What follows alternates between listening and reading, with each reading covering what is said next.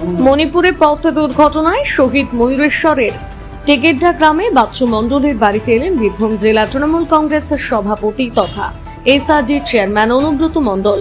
সঙ্গে ছিলেন ময়ূরেশ্বর বিধানসভার বিধায়ক অভিজিৎ রায়, ময়ূরেশ্বর 2 নম্বর ব্লক সভাপতি প্রমোদ রায় সহ আরো অন্যান্য অনেকে।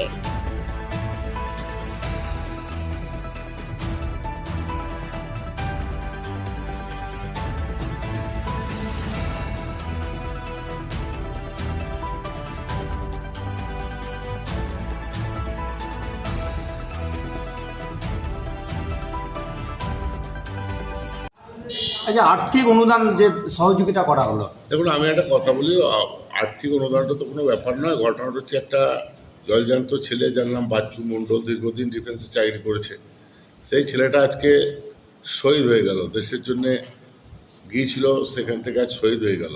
বাবা মায়ের একটাই ছেলে, 2 বোন আছে, বিয়ে হয়েছে, একটা বাচ্চা আছে। তো তার পাশে দাঁড়াবার জন্য আমরা গিয়েছিলাম যে আমাদের দল বা সরকার ওর পাশে আছে। আমাদের মাননীয় সভাপতি, বীরভূম জেলা সভাপতি অনুব্রত মণ্ডল এসেছিলেন এবং দিদির নির্দেশ মতন এসেছিলেন, এবং আমরা এটুকুন বলে এলাম যে আপনাদের পরিবারের পাশে আমরা, আমাদের দল বা সরকার সব সময়ের জন্য আছে। পরবর্তীকালে আমি যোগাযোগ করে দাদার কাছে নিয়ে যাব এবং তার যাতে পরিবারের কোনো অসুবিধা না হয় সেটুকুন আমরা রেখে দেব। এই আশ্বাসটুকু আমরা দিয়েছি, আমরা সবসময় কাছে আছি। আজকে শহীদ পরিবারে কি দাবি রাখলো আপনাদের কাছে? শহীদ পরিবারের দাবি বলে কিছু নেই। শহীদ পরিবার যেদিন ছেলেটা শহীদ হয় আমরা শুনেছি, সেদিনই তার বাড়িতে গেছি দেখা করতে। তারপর শহীদের যখন ডেড বডি আসে, তখন ডেড বডি আমরা গেছি, সৎকার করা কী ব্যবস্থা হচ্ছে না হচ্ছে সমস্ত কিছু আমরা সারা রাত্রি ছিলাম। ওখান থেকে বিএসএফ জওয়ানরা এসে তার বডি এখানে গ্রামে নিয়ে এসে তারপরে সৎকার করতে নিয়ে গেল।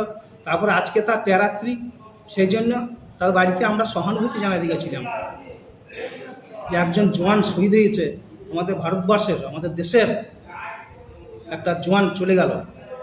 জেলা সভাপতি অনুব্রত মণ্ডলের কাছে কিছু ওরা দাবি রাখলেন বা কিছু তা ওরা চাইলেন? দাবি টাবি কিছু করেনি। অনুব্রত মণ্ডল শুনেছে, শুনেই মমতা বন্দ্যোপাধ্যায়কে সঙ্গে ফোনে কথা হয়েছে। মমতা দিদি অনুব্রত বলেছে হ্যাঁ যা ওর বাড়িতে, ওকে একটু আশ্বাস জানিয়ে এই আমাদের দল ওর পাশে আছে এবং আমাদের সরকার ওর পাশে আছে।